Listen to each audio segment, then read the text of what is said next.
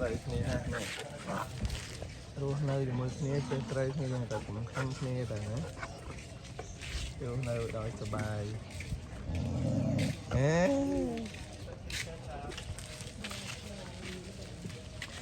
map map map map map map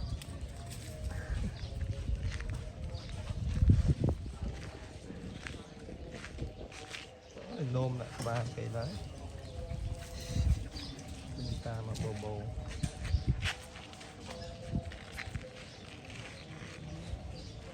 rồi như rồi mò giờ một cái giờ mọt à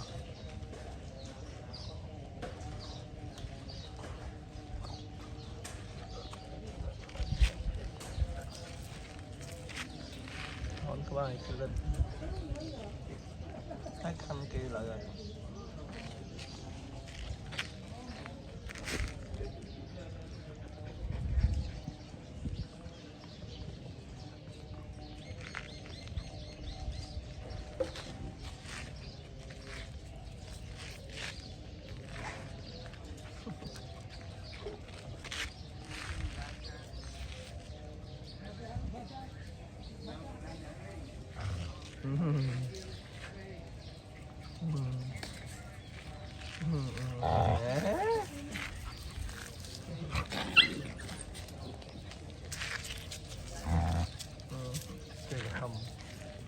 mới trong bờ lạnh cái hầm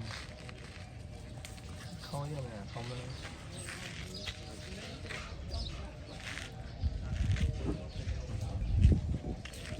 luôn ôi là khạc lục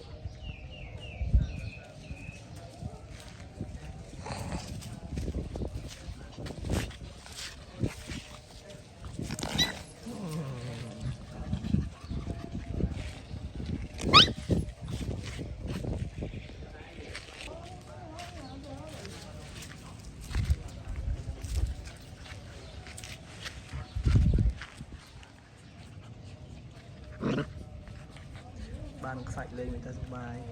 chưa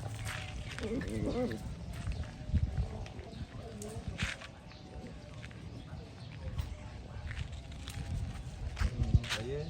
họ chay này đó này